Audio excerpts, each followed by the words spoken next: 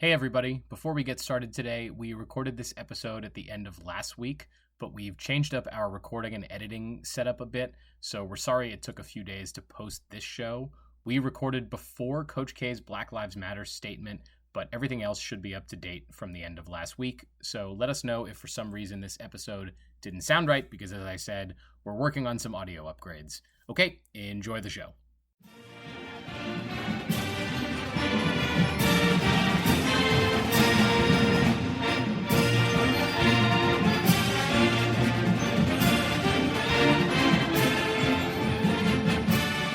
Hi there, Duke fans. Welcome to episode 214 of the Duke Basketball Report podcast. We got a whole bunch of fun things on our plate for you this week. I am Jason Evans coming to you from Atlanta, GA. Joining me, as always, my partners in crime, Donald Wine in Washington, D.C. How's it going, Donald? It's the weekend, and I'm ready to enjoy it. That works. Actually, we should say, we're recording this on Friday, just a little before noon. So if there's major news that comes out and we don't address it, it probably came out afternoon on Friday. Those news dumps always kill us. Yeah, right, exactly. Those Friday news dumps. And Sam Klein is also here with us. Sam, what's going on with you, man? Everything is good. I am continuing to, I don't know if the right word is enjoy summer vacation, but enjoy summer vacation before I turn back into a working person in approximately 2 months. So trying to follow along with all the news and hoping that I and everyone that I know continues to not get coronavirus. Yes, a very important thing to hope. And we are going to be addressing the coronavirus and its impact on sports pretty extensively in a lot of the topics we're going to cover. We got like 4 or 5 different things we want to get to. And the first thing is news that just came out. I believe it was just yesterday. Yeah, it was yesterday. That John Swofford, the longtime 25-year commissioner of the ACC, a guy who has steered the conference through expansion, through teams leaving, teams coming in, a new TV network, just the changing scope of college sports. John Swofford announced he is retiring. Now, it's not an immediate retirement. He will be retiring basically at this time next year. So I will say right off the bat, I admire him for being there to try and deal with the impact of coronavirus on the ACC, which could be incredibly serious. There are not unreasonable scenarios where there's no sports played by the ACC in the upcoming year. Hopefully that won't be the case, but I mean, it's not impossible to imagine that. So I am pleased that Swofford, who has been the steady hand at the till for a long time, will try and guide us through this crisis. Sam, let me go to you first. Reflect for me a little bit on this guy who has been a really, really important figure in the growth of this conference. I think we like to dog on John Swofford a little bit for being a Tar Heel. He obviously played football at UNC, was the athletic director there, spent basically his whole career as a Chapel Hill guy before becoming an ACC guy. And that, I think, irks some Duke and NC State and other. There are people who say he never stopped being a Carolina guy. There are things he's done as head of the ACC to favor Carolina, but we're not going to get into that. And it's interesting, though, because from the perspective of a Duke person, John Swofford is a UNC guy. He's a UNC homer. He's going to tip the scales in favor of UNC. I think we can look back at the whole academic scandal at UNC and think that they may have gotten unfairly positive treatment as a result of Swofford being in the position that he was. But if you look at the ACC from farther away, not from North Carolina, specifically if you think about being like Gary Williams at Maryland, you could say that John Swofford was just in the tank for the traditional schools in the ACC, for the schools from North Carolina and the ones who play by their rules. And even today, it's interesting that the ACC is still, one, headquartered in Greensboro, which I have nothing bad to say specifically about Greensboro, but it is not a big city. It is not a major metro area. It is not super easy to get to, but the conference continues to have its headquarters there. And on top of that, there are still 4 teams in the conference from the state of North Carolina. That's more than any state has representation in any sport except, I think, or in any of the big conferences, except for California, which is much, much bigger than North Carolina is. So the ACC, while it has expanded very far from where it was in 1997 when John Swofford took over, is still very North Carolina centric. We still also play a lot of the championships in North Carolina. The Greensboro Coliseum continues to host the ACC tournament, not every year, certainly, but it is one of a few arenas that's in the rotation, and certainly the odd one out if you kind of step back and look and you say, the ACC tournament is hosted in big cities like New York or Washington, D.C., or even Tampa is bigger than Greensboro is. So John Swofford has maintained the North Carolina-centric nature of the conference. Some would say, I think all of us would agree that we like the old ACC as it is, and that it's kind of cool that it maintains its roots. I think that other partisans of other schools or other conferences might say that it's a little backwards, and that the ACC should sort of give up that part of its affiliation and be more national, which I think Swofford has tried to do. So there's sort of an interesting kind of look at how he's kept it local, but also expanded it. I did want to talk a little bit about expansion, because I think that's going to be the thing that John Swofford is most remembered for. He took over, like I said, in the late 90s and oversaw the conference almost doubling in size. When he took over the show, it was 9 teams. Now there are 15 or 16, depending on if you're thinking about men's basketball or football, the 2 sports that really drive all the revenue and eyeballs and all that stuff. But in that time, he brought in all these other teams, and I think what's good about it is that the ACC obviously expanded its footprint. It's able to make more money as a result of the ACC network and the affiliation with ESPN, because it has the likes of Syracuse and Louisville and Boston College and Notre Dame, if you consider them a member of the conference. What's, I think, kind of a bummer about it is that, to me, the brand of the conference has been diluted a little bit with some of those additions, and they haven't been, I think, as big as the additions that other conferences have made. So like each marginal addition has not brought in its fair worth to the conference. And you might argue with that. You might say that it's worthwhile to have certain programs there over others. I don't know what the sort of full expected value of each of these programs is as a member of the conference. But I think when you look now at what the ACC is, it's not, to me, it's not as prestigious as the Big Ten and the SEC, perhaps, who represent, mostly big state schools and seem like they have these big footprints and also have bigger TV deals. The part of Swofford's legacy that I think looks really good now and will fade over time is the success he had in setting up the ACC network and getting the grant of rights and all the TV revenue. I think it looks really good today, and I think the ACC will look like it's behind in 10 or 15 years, but that'll be so long after he's retired that we won't even really be talking about him anymore. Overall, I think he did a really good job ushering the ACC through its current through the current part of its existence, through expansion, through getting more money through TV deals. And I think we'll look back and think that all of those achievements were somewhat quaint. There are a couple things that I wanted to mention about John Swofford, and it's interesting to me, Sam, you kind of brought up one of them. The first thing I wanted to mention, just really quickly, I sort of love the fact that in his retirement announcement, John Swofford said, he mentioned his wife, Nora. He said, Nora and I have been planning for this to be my last year for a while. And I noticed when Duke Athletics sent out to us statements from Kevin White and Mike Krzyzewski and David Cutcliffe and Joanne McCallie, statements about Swofford retiring. And virtually every one of the statements that people made on behalf of Duke mentioned congratulations to John and Nora. Everyone said congratulations to Nora on getting her husband to quit doing this. I thought that was kind of cute, and also a good recognition of the role behind the scenes that she has played in supporting him. And so I just wanted to point that out. I think that's kind of nice. But the thing that Sam mentioned that I wanted to continue to talk about was expansion, and whether or not we really look back on it and say that it was a good thing. Just timeline, folks. So John Swofford becomes ACC commissioner in 1997. In 2003, 5-6 years later, he poaches Boston College, Miami, and Virginia Tech from the Big East. And there were several ACC schools that did not want that. Duke was one of them. So Miami, BC, Virginia Tech. In 2011, he adds Pittsburgh and Syracuse. And he also adds Notre Dame, not in football, but in everything else.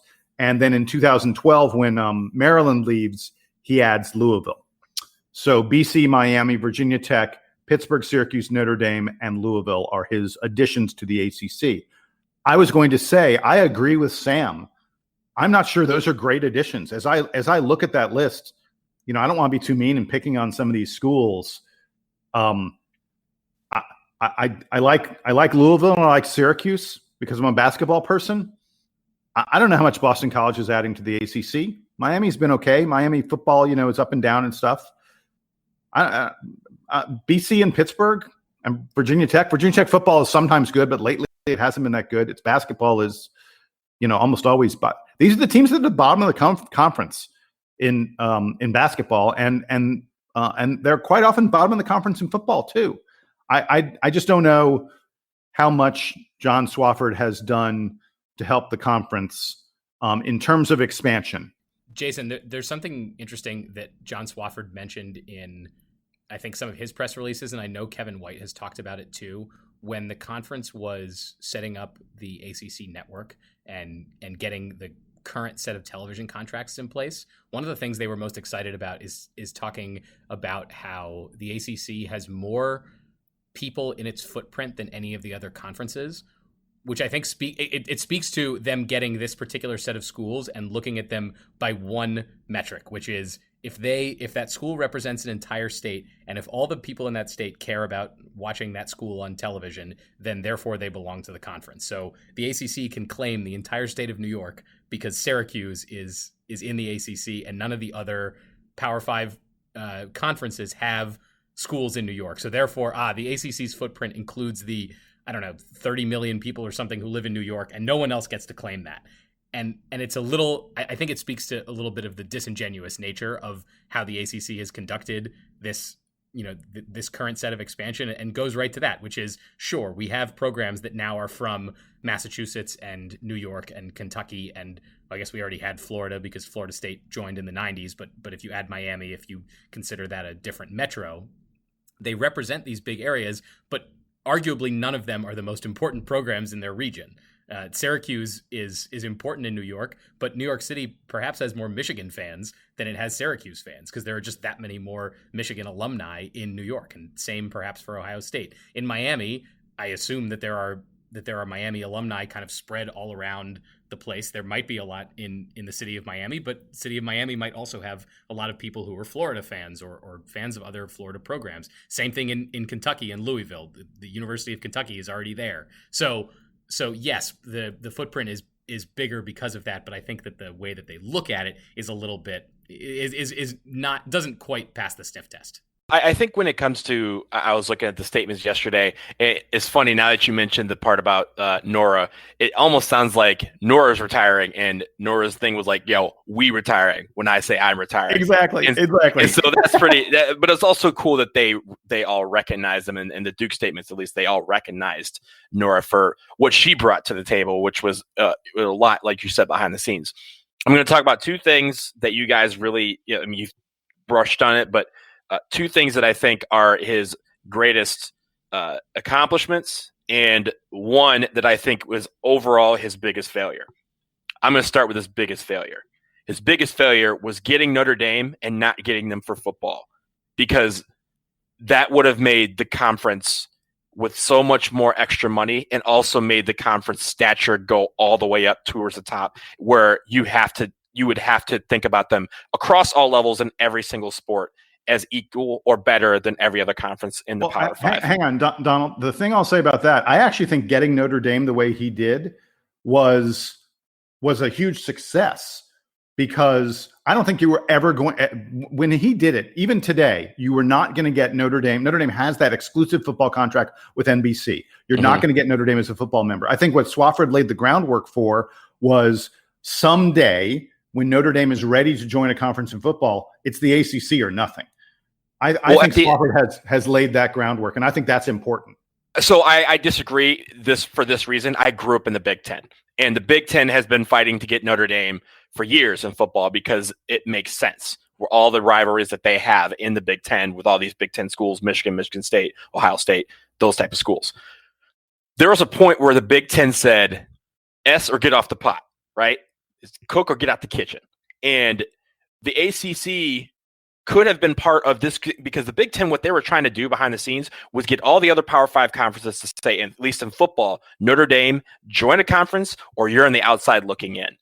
And the ACC capitulated and said, no. We'll keep them because they're going to be everything in all our other sports. And really to the point, they've won, I think whether they've won the Big Ten, I'm sorry, the ACC in basketball once, but they also have won a lot in women's basketball. But really when it comes to football, that's where the money was. That's what expansion was all about. And what the ACC didn't do is expand with football in mind. They expanded with basketball in mind, which for us, we enjoy because we get a lot of these, big time matchups. But when it comes to the money, they really, went the other way when everyone else is looking for the money in one way. I will say, related to that, I think the one thing that behind the scenes that he was very good at is making sure that some key programs didn't leave when this expansion was happening. And what I mean by that is when it came to the SEC trying to poach teams like Clemson, North Carolina State, Florida State, Miami, those schools were getting approached by the SEC, by the Big 12, even the Pac-12 were trying to do something where they can at least remain relevant in regards of a national stature. And he was very good at making sure that when legislatures started bringing up the fact of, big time schools in their state leaving, he was good at keeping them on board and making sure that the ACC, as for the most part, remained intact. We lost Maryland. That was the big loss that we had, but we did gain more than I think we lost in Maryland. So when it comes to that, and really honestly with all this is like, thank you for your service. But I do think when it comes to expansion, he did a lot of things, he did some things good, but he did a lot of things that really won't let the ACC grow. And that is something that's going to be a very big topic for the next commissioner when they come in. I think if Notre Dame ever becomes a full participating member in a conference, it's going to be with the Big Ten and not with the ACC. And they can change their mind the same way that, all these other schools, Maryland did this, and then all the schools that joined the ACC said, look, we like the old tradition. Syracuse, Jim Boeheim said this. A lot of folks at Syracuse said, we love the old Big East. We loved being able to play Georgetown and UConn and Villanova. But guess what? We're going to make more money playing in the ACC. We're going to be able to support our student athletes more. We're going to be able to pay our coaches more. All these things trickle down from those programs to the rest of the university. And Notre Dame will make the same decision if they ever decide to go that way. That's my official prediction on that. Notre Dame won't ever be a full ACC member. One other thing on Swofford that I didn't mention and that we talk about a lot is the changing nature of name, image, and likeness and how all that is coming to a head right now. I think it's actually a good time for the ACC to be getting a new commissioner because this change is going to be so monumental. And look at I think it'll be curious to watch how the ACC approaches finding a new commissioner and what that new commissioner says about how the ACC wants to approach the discussion on athlete empowerment and name, image, and likeness. They have a year to sort this out. They have a lot of stakeholders they can get input from. They can get input from current and former student athletes as in addition to the commissioners who ultimately hire the commissioner. The athletic directors who ultimately hire the commissioner. So that'll be the president. Sorry, the school presidents. But either way, those people can solicit feedback from a lot of different people.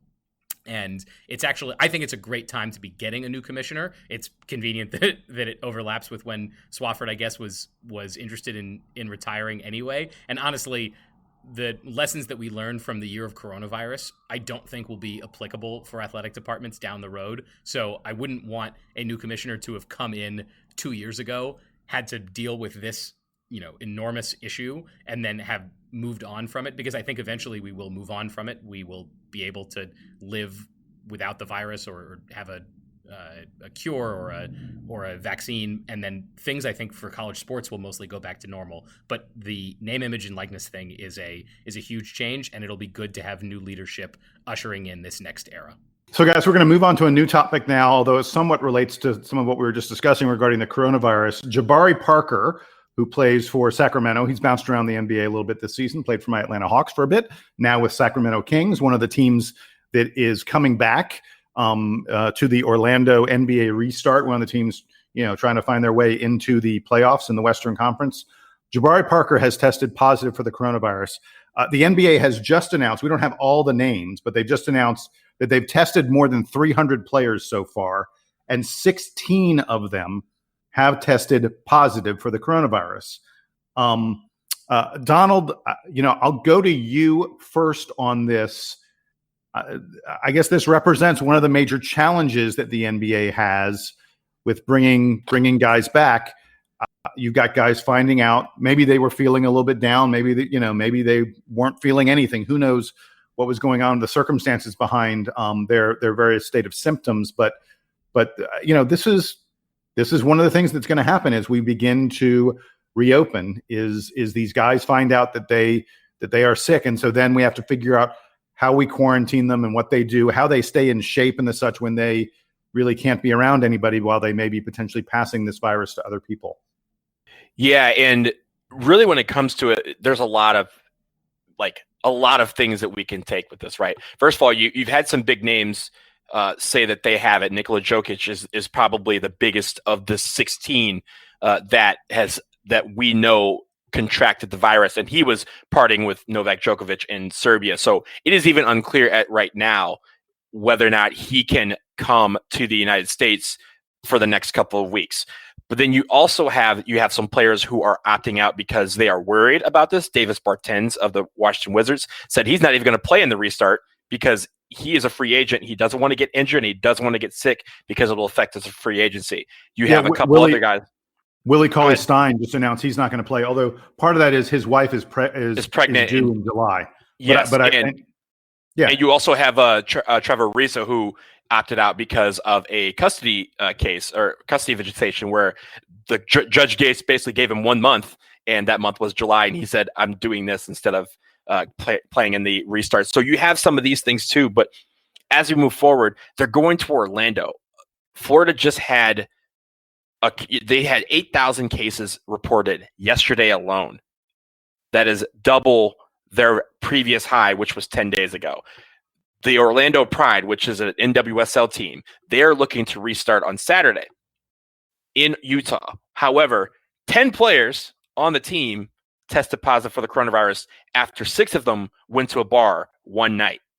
They had to pull out of that Challenge Cup, and now it's even undetermined whether or not they actually got the positive or if it was a false positive, because now we can't trust testing. And on top of all of that, you have the worldwide leader and trying to get everyone into the wide world of sports complex and creating this bubble and all of the effort that the NBA has said it's going to need to take advantage of that to make this bubble real. On top of that, you also have Major League Soccer, who is going to be in that same bubble, creating a bubble within a bubble. That's right, Cameron. But the issue is on top of all of that, and then there's the racial injustice movement. We haven't even talked about playing basketball. And I think when it comes to this, there's a lot of guys who are probably questioning whether this restart is going to be the healthiest. And I think in the end, we have a bunch of players who I think the players will probably know who has contracted it, who tested positive. They have to test again and again and again. All these tests are going to be one barrier.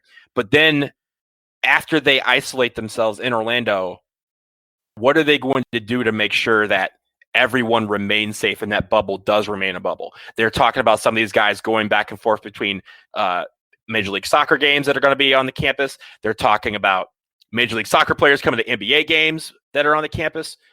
So you can't create a full bubble when you have 2 leagues with over 20 teams in one spot. And I think a lot of players are kind of starting to question whether or not this is really a good idea. We'll see some of that in the next coming weeks as they, I think yesterday they were supposed to let them know whether or not they were going to play in the NBA restart.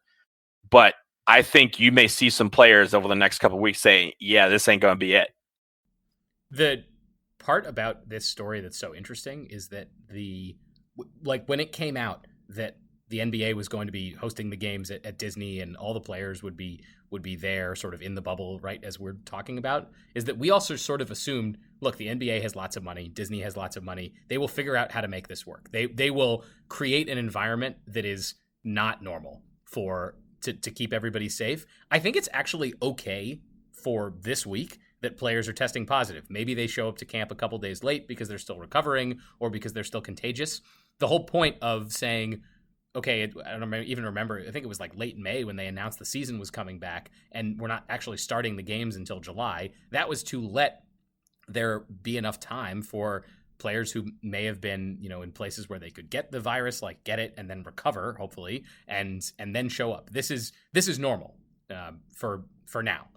It'll be much worse if somebody tests positive once they're all actually in Orlando at camp or once the games are going on. So I think this is a moment when we need to say, remain calm, do what is recommended for everybody staying safe, everyone get healthy, and then get there, be healthy when you're there, and stay that way and keep it that way.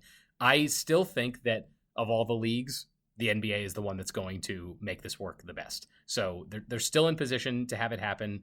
Luckily for them, now you want me to say something somewhat crass? Now, none of the very biggest players, LeBron James hasn't gotten sick yet. James Harden hasn't gotten sick yet. The NBA really needs to make sure that those guys are okay, in addition to everybody else being okay. But I don't think this is going to derail the whole plan until everyone's actually in Orlando. If they're all in Orlando and someone gets sick, then this is a whole different discussion. So related to that, Sam, I think when it comes to the bubble, right? You said, yes, they're trying to get everybody into the bubble so that they can create this bubble and hopefully they can, make it so that it's safer. There's two issues that I have with the bubble. One, it doesn't involve the employees of Disney.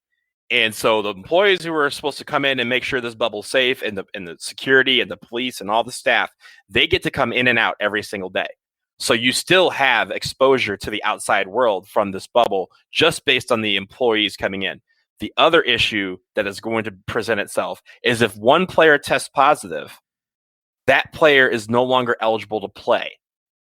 Teams are going to have a point where they can't re-sign people. And if, for example, let's say the Wizards, they go back, they make the playoffs, but then they get 6 players test positive. They can't replace them. And those players are now out. So what does Washington do? Do they pull out of the playoffs? Do they proceed with, 6 guys?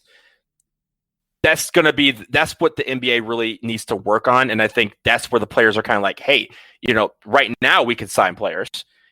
Trey Burke was signed to replace Willie Cauley-Stein, who Jason mentioned is out because his wife is due next month. But if Trey Burke goes down there and tests positive, who's replacing him? And I think that is where the NBA needs to be out front with as a league. So I agree with you, Sam. I think they're the one that have been most out front with how they're going to handle this. But that's the one part that I need them to do more on it and say more about. But by the way, you're talking about replacement players. The Lakers supposedly are going to sign J.R. Smith. Right. I'm so hoping that J.R. Smith is back on a court in a pressure situation on LeBron James' team again, just to see what happens after the insanity of the NBA Finals a couple of years ago when JR didn't shoot when the ball game was tied. Anyway, the bottom line that I have on all this stuff is this is an experiment. Let's be real clear. The NBA may have a plan. They may think they know what they're going to do. This is all an experiment. This is them thinking and hoping maybe they can figure out a way to pull it off.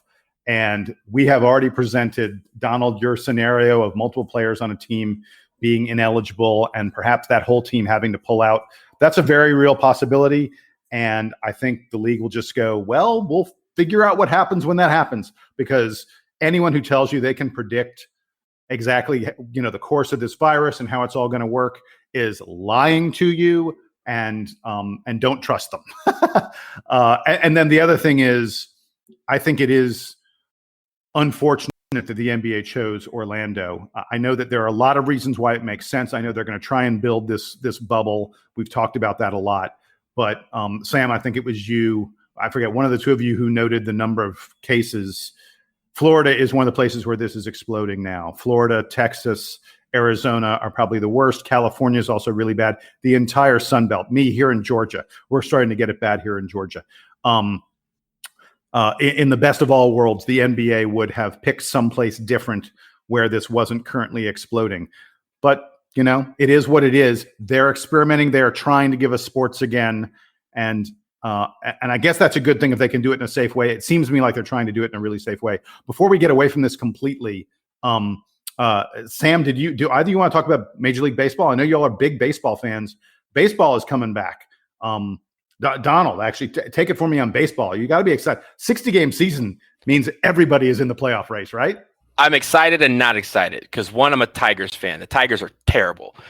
So 60 games is going to show you how terrible they can be in 60 games. But I'm going to toss to Sam in a minute because I know Sam and I have been talking about how effed up Major League Baseball has been over the last few weeks with regards to going back and forth with these negotiations.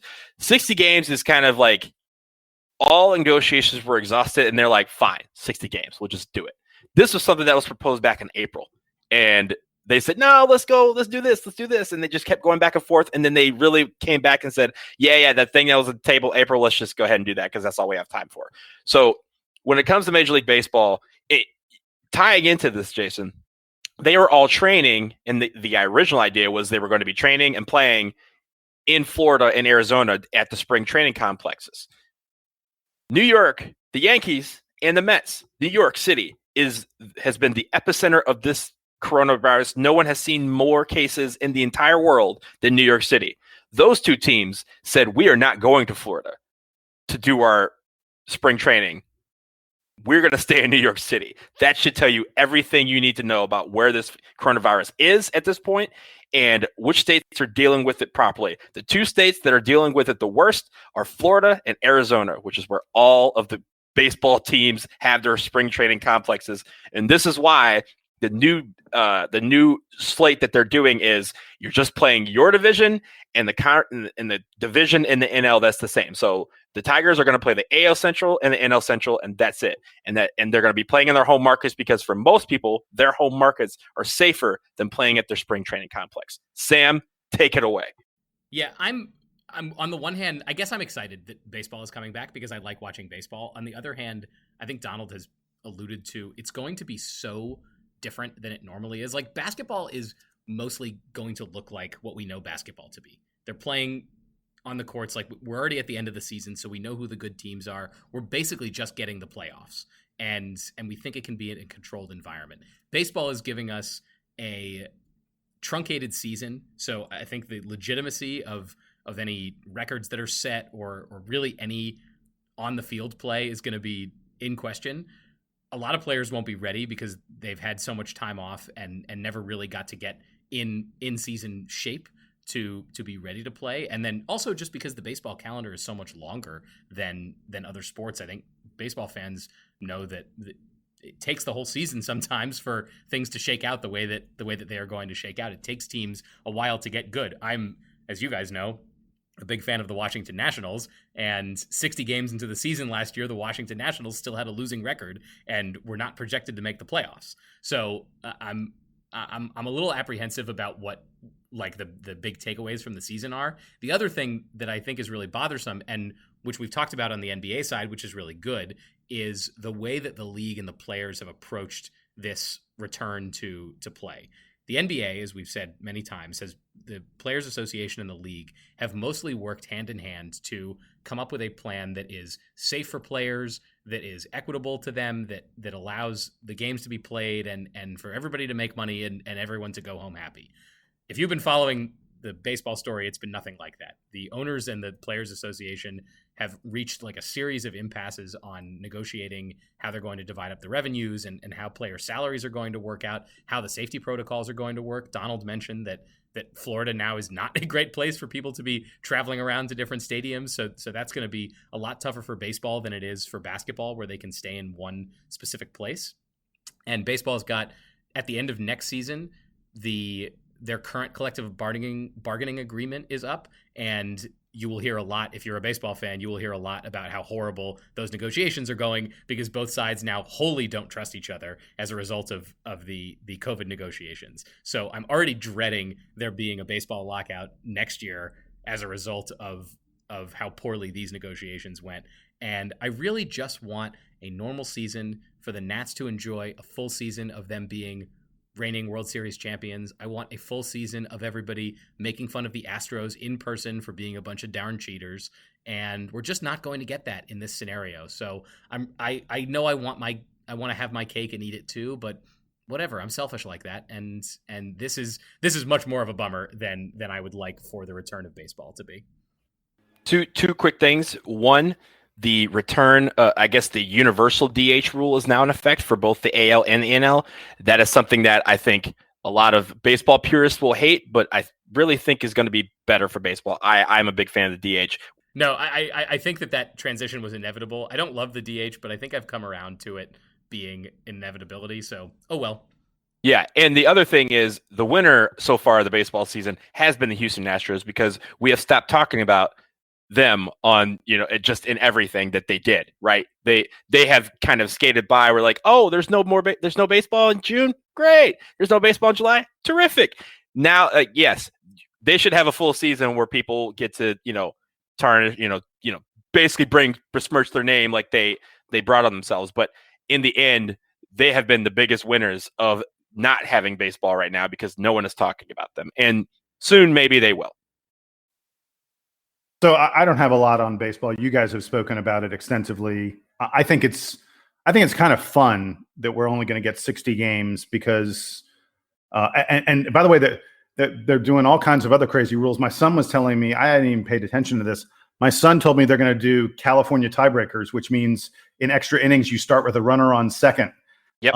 Automatic runner on second. I just think that kind of stuff. It's sort of like. It's Little League all over again, and I think that's cool. I agree. I appreciate that. That's something where they should have been testing out some of these rules, these little quirky rules in the first place. And they just, baseball is, such a purist game, and the purists have always outweighed the people who want to try and jazz it up. I think one thing you will also look to see, and they're probably still working this out for the next collective bargaining agreement, is things about how to make the game go faster, because why have a 5-hour game when you're exposing guys to the coronavirus for 5 hours every day when that could be 2 or 3 hours?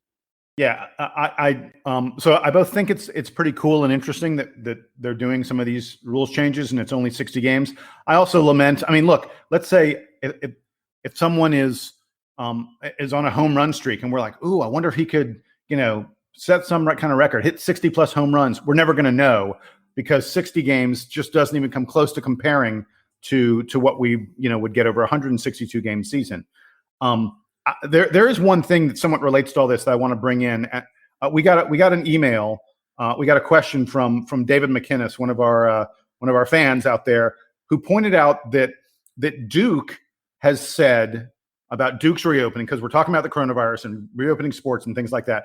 That Duke's reopening, that all students will be required to remain in Durham for the entire duration of the semester. And he said, how does that work with intercollegiate sports? Does this mean Duke's is not playing sports, or do sports get a exemption?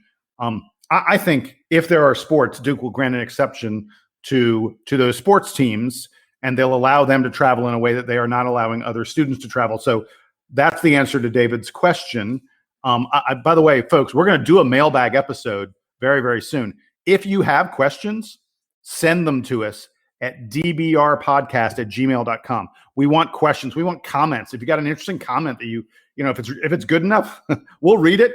We're starved for content. But guys, how do you feel about Duke perhaps having a double standard for athletes versus regular students? And is that really fair to the regular students? If the athletes are leaving campus, they could potentially pick this up and bring it back to what is supposed to be a somewhat sheltered campus. To answer David's question, I don't think that the rule was put in place specifically for athletes, or it was really put in place because of the duality of what Duke is doing with the fall semester, having in-person classes as well as virtual classes. So if someone has an all virtual schedule, why would they need to be on campus to do that because they're going to be in the comfort of their own home. And some people would think, okay, why don't I just stay with my parents, save that money of being wherever and taking all my classes online. I think this rule is to say, okay, if you are attending Duke University, we at least want you to have that Durham experience. And that part means you have to stay in the Durham area. They're not having any breaks. They're not having fall break. They're ending by Thanksgiving. So basically what they want is to have everybody in Durham for this. I think when it comes to athletics, that's obviously going to be an exception. The ACC is not going to give us 8 home games. So it's going to be fine. I think those players, whatever fall sports are played, they will go on the road for those games, but we're only talking, for football, we'd be talking 4 weekends. They're not going to play. I don't think they're going to play a full schedule. That remains to be seen, but only the road games will they go on the road for. But you're also going to have teams coming here to Durham to play the Blue Devils too. So everyone's having to go through the situation. It's not great, but it's what we have right now. Can I give you my more pessimistic take? I don't think we're having sports in the fall if kids aren't allowed to freely wander around campus. I think that the people in charge, like Duke, is not run by purely money grabbing. I don't know what word I was going to use there, but notionally, the leadership at Duke cares about the health and safety of the student athletes and of the other people on campus. I don't think players are going to be traveling to other schools to play against other teams and then be returning to campus for anything that looks like normal activities. So if students are not on campus, or if students on campus are limited in their movement, I don't think we're having intercollegiate athletics. And I don't think any of the leadership really wants to say that yet, because it's a little bit far out. Maybe things get better. Maybe everyone takes the testing seriously and we're able to contain the virus to a point where it all goes well. But we talked about how there are all these old coaches, and it's not just in basketball. There are old coaches in football too. David Cutcliffe has had to have heart surgery. I think he's in his 60s. Like, David Cutcliffe is not going on the road to coach football games in the fall if things are still as bad as they are. So I think that we're in for a very big reality check that the conference leadership and the rest of college athletics have not really said out loud yet, but I think is coming. A great point, Sam. We'll see how it all plays out. Folks, we're going to take a quick break. When we come back, we got 2 more interesting things for you, including our look at the best nickname in Duke basketball history.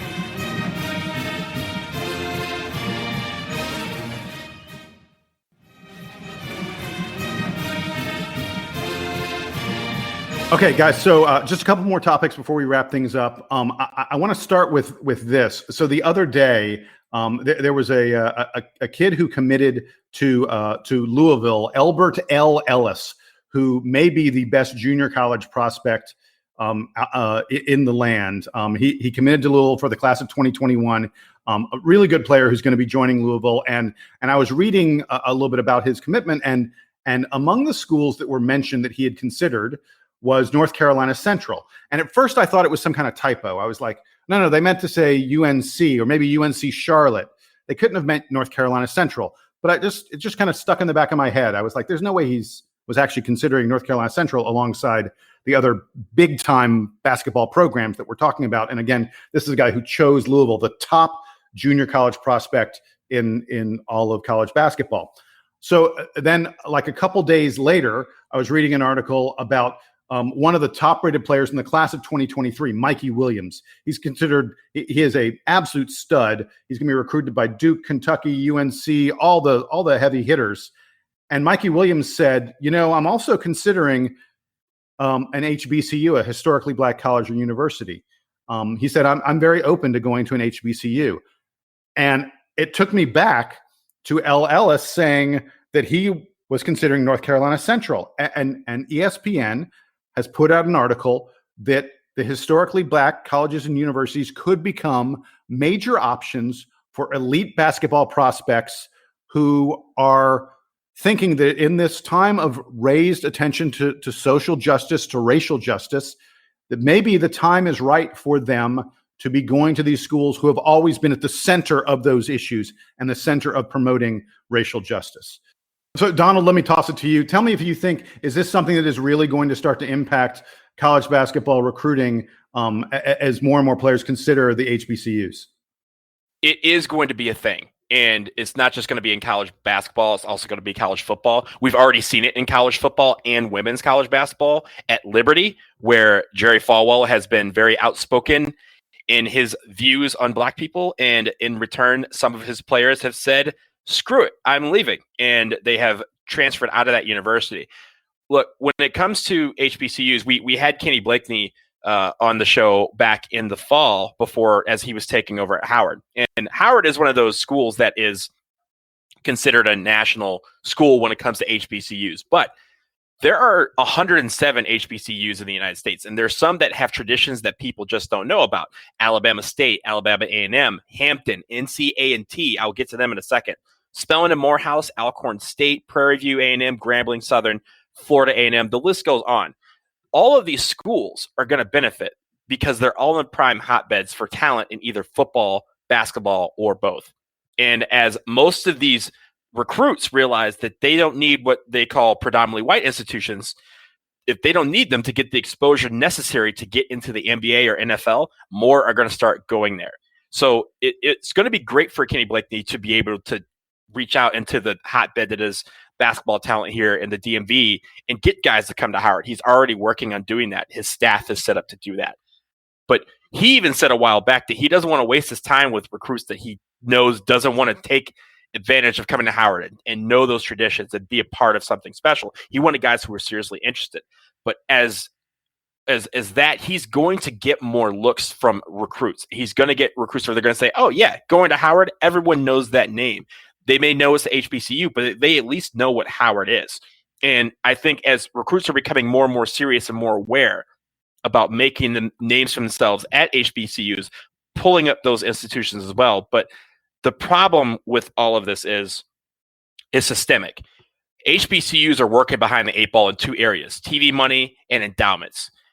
For one, the exposure is always there. You'll see it in NFL. You see a lot of guys go to small schools and they still get drafted in the NFL more than, some of Power 5 schools. And some teams are going after that money that's not there, the TV money. NC A&T, I mentioned them. They're just down the road in Greensboro. They're leaving the MEAC, which is one of the most dominant HBCU conferences ever. The Celebration Bowl is one of the bowls. It's one of the first bowls in the bowl season. It's the de facto Black National Championship.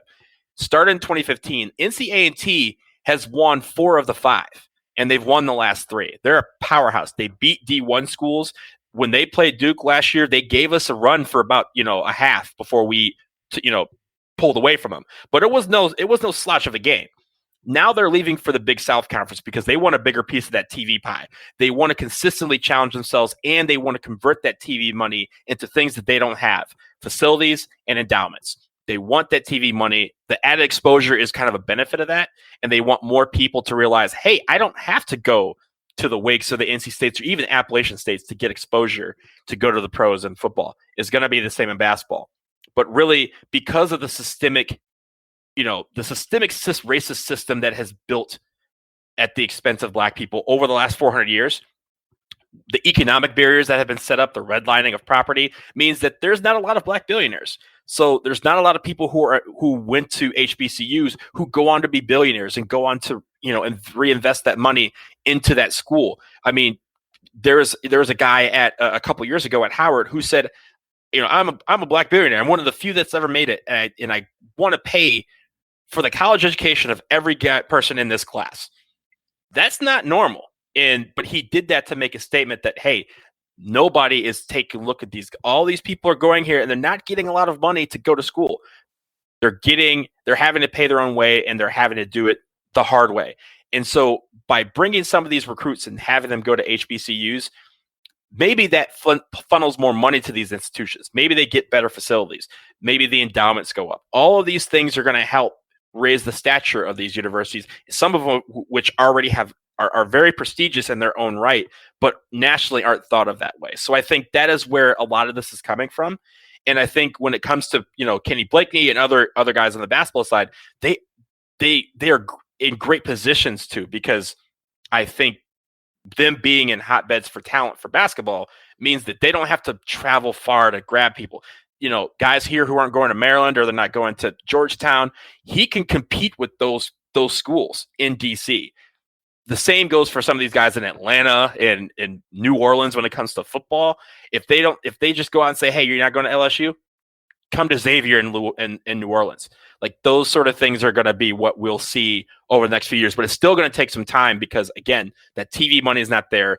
The exposure is there, but it's not. The TV money comes with more exposure, and really the endowments and the facility money isn't there yet. I think overall, this is hopefully a good development. I think it'd be great for the sport of basketball and for all of these schools to get more exposure because we'll get to see different programs with different traditions. I know that one of the neat things anytime you get to see some of these schools on the NCAA tournament stage, it feels like they bring a ton of support. A lot of them have great bands and dancers and dance teams and all that kind of stuff. I think more exposure for all that is going to be good. So I am, I'm not certainly immersed in the HBCU world and don't know enough about the different individual programs, but yeah, I'm all for more programs getting more exposure and occasionally taking some of these top kids. Look, Duke doesn't need to have every 5-star recruit. Kentucky doesn't need to have every 5-star recruit. I think it's neat for them to go to other schools in the same way that I think it's neat for Duke to occasionally get a 4 or 5-star guy in football because it means more exposure for more programs. As much as all of this is a business, it's also fun, and it's fun for players to represent different schools and represent where they're from, and all of this leads to more of that. And Sam, just like you said, the marching bands are a very, very big deal. If you have been to a homecoming at a HBCU, you already know. If you haven't, I highly recommend it. Unfortunately, the greatest homecoming on earth has been canceled for 2020, but NCA&T, that's literally what they call their homecoming, and they are not lying. One of my best friends in the world goes to NCA&T. I went for a couple of them back in the day. Swear to God, this is something that everyone needs to take them before they die. But anyway, because of the marching band atmosphere and the culture that's there, football is going to be just like the rest of college sports. Football is going to be behind the driving of expansion and facilities and money, because where football is, the marching bands are right there, because halftime is game time. Look, this is a great topic, and I agree. I think it would be very interesting if we saw this actually start to happen, 5-star recruits. But it's worth noting, L. Ellis said, I'm considering NC Central, and he picked Louisville. Mikey Williams has said, I'm going to look at HBCUs. We need to see who he picks. Until we start to see actual 5-star football and basketball players picking the HBCUs, it's all just a conversation. I hope that some of them do. I think it'd be really, like Sam said, it'd be very interesting. It makes the whole game and the structure of it different and better. And I think that would be cool. Those facilities are going to come into play there. That's really what's going to be as they improve facilities. Because again, if you want to get better, you want to have the best facility possible to do it. And some of these HBCUs just don't have that yet, and they're working on it, but it's a slow process, just like everything else. So when it comes to the facilities, like Mikey Williams he's going to want to go pro. If he's not going to want to do it in a gym that you could go to total Bally Fitness or something, or 24-hour fitness, and have better access to equipment than you do in your college gym. That's what some of these guys are working against. And so that's why I think it's a slow roll, but as they increase that money, increase those facilities, we will see more recruits consider them seriously. All right, guys, we're going to move on to our last topic. This one's going to be a fun one. Duke men's basketball Twitter this week went ahead and put out something where they said, hey, what's your favorite Duke nickname of all time? And I read it and I went, this is something we should talk about in the podcast. I think it'd be kind of fun. So Sam, I'll go to you first. Think about the expanse of Duke history. Tinkerbell, Gene Banks, Tyus Stones. I'm not going to name all of them because that wouldn't be fair. I haven't named the one that I think there is definitively one nickname in Duke basketball history that is the best, period, end of story. It ain't even close. But Sam, I want to hear from you. What do you think are the best Duke nicknames? What is the best Duke nickname?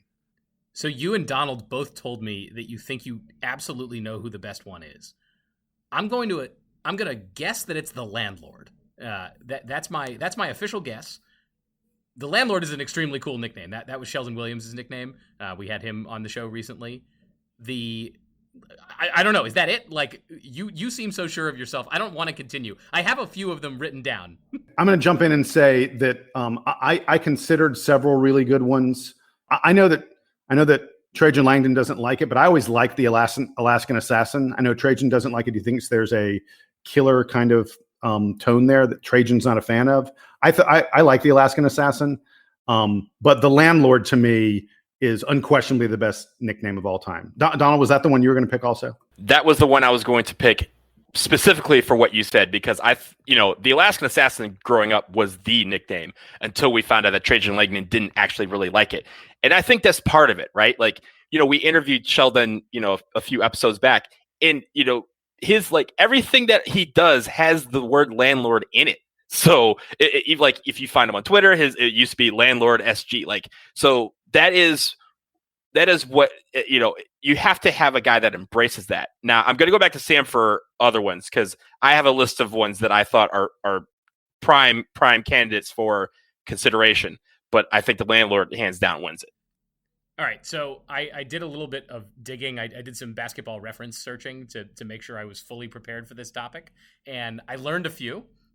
So I'm going to share some of the good ones with you that, they're not in contention because they are not so readily apparent, but I think they're fun to point out. So Jason already mentioned one of the great ones, which is Tyus Stones.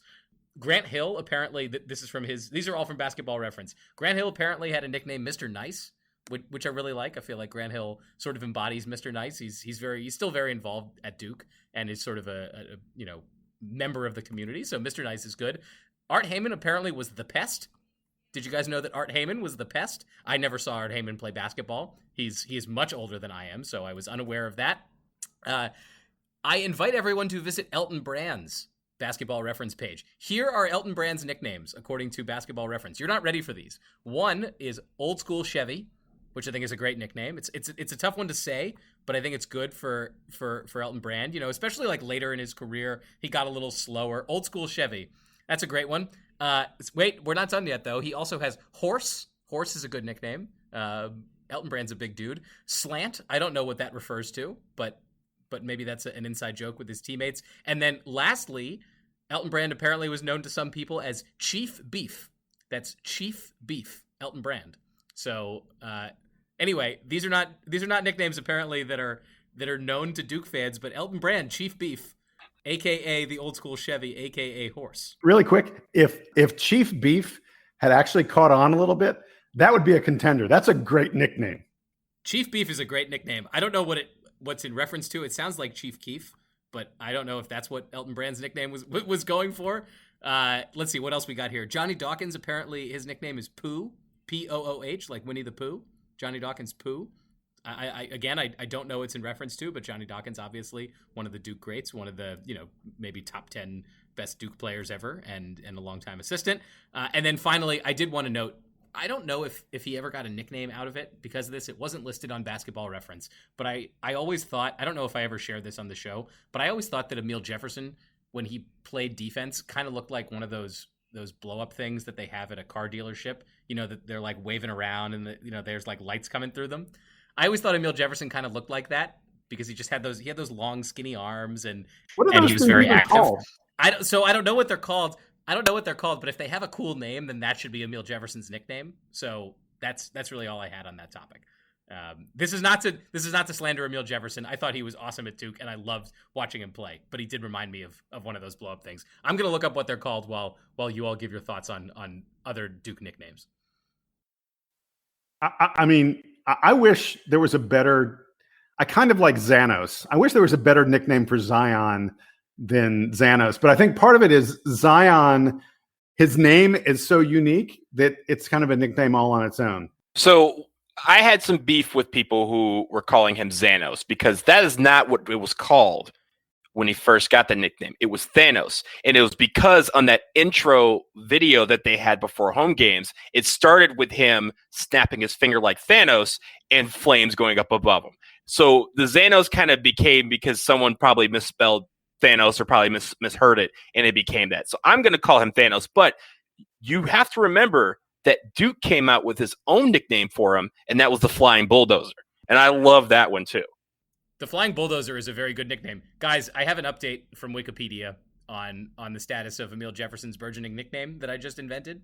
So here's the Wikipedia page I ended up on. The page is called Tube Man. So a tube man, also known as a sky dancer, air dancer, or wacky waving inflatable arm flailing tube man, and originally called the Tall Boy, is an inflatable moving advertising product comprised of a long fabric tube which is attached to and powered by an electrical fan. So henceforth, I would like to refer to Emil Jefferson on this program as the Tube Man, and I hope that you guys can get behind that. I like it. I'm there. I will not resist that one at all. By the way, the one we didn't mention, a lot of people say, hey, the best nickname is Who's Your Daddy Battier? But it wasn't a nickname. It was a cheer for Shane. And it's a great cheer. I mean, it's the best cheer. Shane Battier definitely has the best individual player cheer, at least that I'm aware of. Yeah.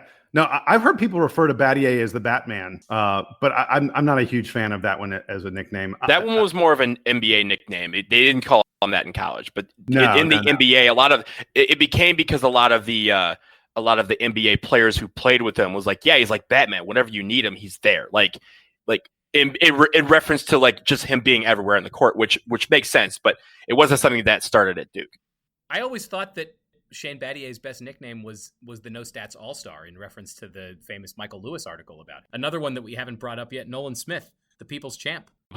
Is a great one. Awesome.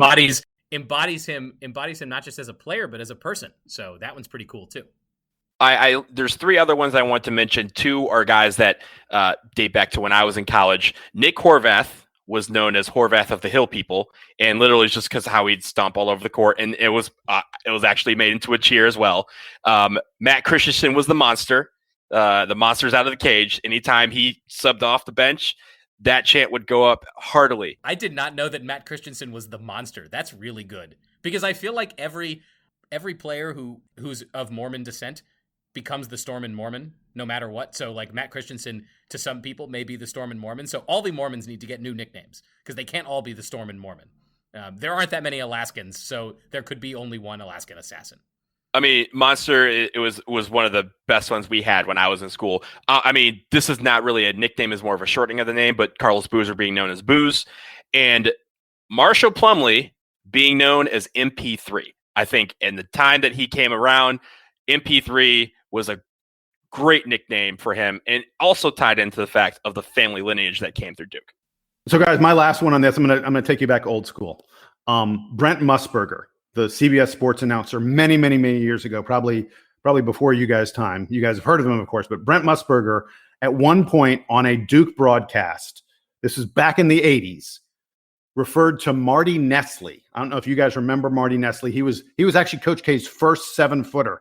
Played very, very little. Marty Nestle came in the game, and Brent Musburger said, here's Marty Nestle. They call him the Puma. And all the Duke students, all of us were like, what? We've never heard that before. Like, Brent Musburger just made up a nickname out of the blue, out of nowhere. It has never been spoken before by anyone. And he just said, this guy's the Puma, which is a cool nickname. It didn't fit Marty Nestle at all. Marty Nestle is the guy that we all said Marty Pocious, and the originator of the Marty Doesn't Foul chant came from Marty Nestle. Yes, it did. Exactly. But Puma doesn't fit him at all. If you could ever find a picture, Marty Nestle was 7'1", 300 pounds, did not move very quickly on the floor. He was the opposite of a Puma. So it was so surprising. And it was just, so that's my sort of nickname story.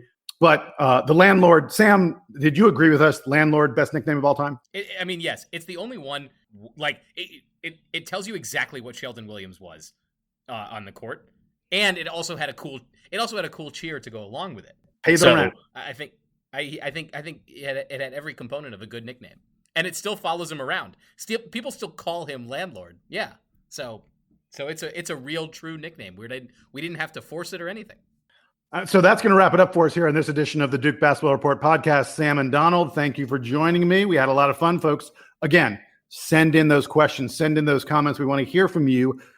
dbrpodcast@gmail.com. That's going to do it for us. I hope you had a good time listening. We will be back next week. Until then, Duke Band, take us home.